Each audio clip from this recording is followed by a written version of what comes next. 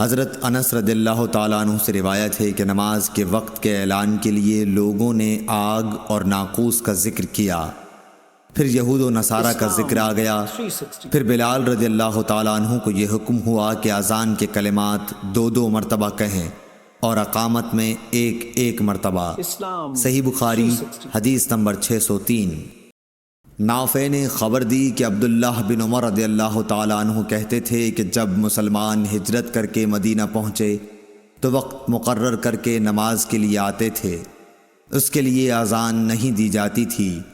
ایک دن اس بارے میں مشورہ ہوا، کسی نے کہا نصارہ کی طرح 1 گھنٹہ لے لیا جائے، اور کسی نے کہا کہ یہودیوں کی طرح نرسنگا بگل بنا لو، اس کو پھونک دیا کرو۔ لیکن حضرت عمر رضی اللہ تعالیٰ عنہ نے فرمایا کہ کسی شخص کو کیوں نہ بھیج دیا جائے جو نماز کے لیے پکار دیا کرے۔ اس پر آن حضرت صلی اللہ علیہ وسلم نے اسی رائے کو پسند فرمایا اور بلال سے فرمایا کہ بلال اٹھ اور نماز کے لیے اذان دے۔ صحیح بخاری حدیث نمبر 604۔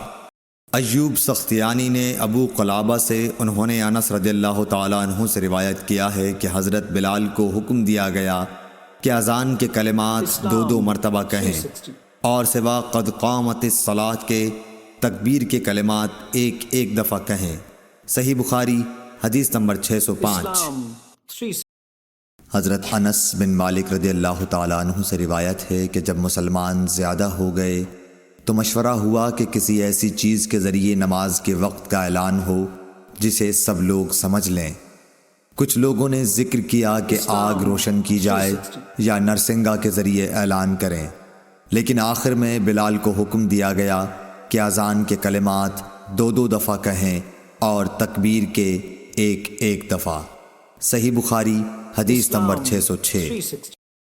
انس بن مالک رضی اللہ تعالیٰ عنہ سے روایت ہے کہ بلال کو حکم دیا گیا کہ اذان کے کلمات 2 دفعہ کہیں اور تکبیر میں یہی کلمات 1 دفعہ۔ اسماعیل نے بتایا کہ میں نے ایوب سختیانی سے اس حدیث کا ذکر کیا تو انہوں نے کہا مگر لفظ قد قامت الصلاۃ 2 ہی دفعہ کہا جائے گا۔ صحیح بخاری حدیث نمبر 607۔ ابو ہریرہ رضی اللہ تعالیٰ عنہ سے روایت ہے کہ نبی صلی اللہ علیہ وسلم نے فرمایا جب نماز کے لیے اذان دی جاتی ہے تو شیطان پادتا ہوا بڑی تیزی کے ساتھ پیٹھ موڑ کر بھاگتا ہے تاکہ اذان کی آواز نہ سن سکے، اور جب اذان ختم ہو جاتی ہے تو پھر واپس آ جاتا ہے، لیکن جو ہی تکبیر شروع ہوئی وہ پھر پیٹھ موڑ کر بھاگتا ہے۔ جب تکبیر بھی ختم ہو جاتی ہے تو شیطان دوبارہ آ جاتا ہے اور نمازی کے دل میں وسوسے ڈالتا ہے، کہتا ہے کہ فلاں بات یاد کر، فلاں بات یاد کر۔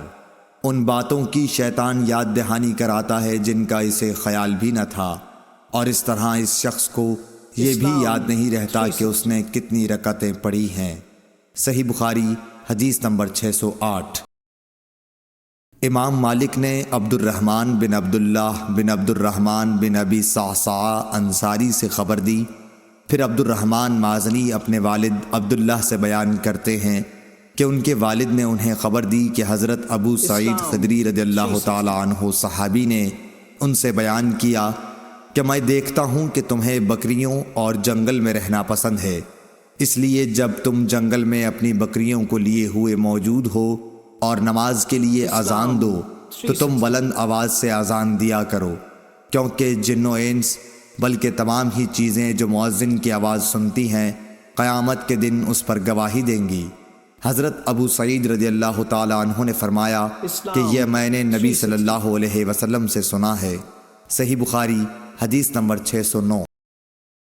حضرت انس رضی اللہ تعالیٰ عنہ سے روایت ہے، انہوں نے نبی کریم صلی اللہ علیہ وسلم سے کہ جب نبی کریم صلی اللہ علیہ وسلم ہمیں ساتھ لے کر کہیں جہاد کے لیے تشریف لے جاتے تو فوراً ہی حملہ نہیں کرتے تھے، صبح ہوتی اور پھر آپ انتظار کرتے، اگر اذان کی آواز سن لیتے تو حملے کا ارادہ ترک کر دیتے، اور اگر اذان کی آواز نہ سنائی دیتی تو حملہ کرتے تھے۔ انس نے کہا کہ ہم خیبر کی طرف گئے اور رات کے وقت وہاں پہنچے۔ صبح کے وقت جب اذان کی آواز نہیں سنائی دی تو آپ اپنی سواری پر بیٹھ گئے اور میں ابو طلحہ کے پیچھے بیٹھ گیا۔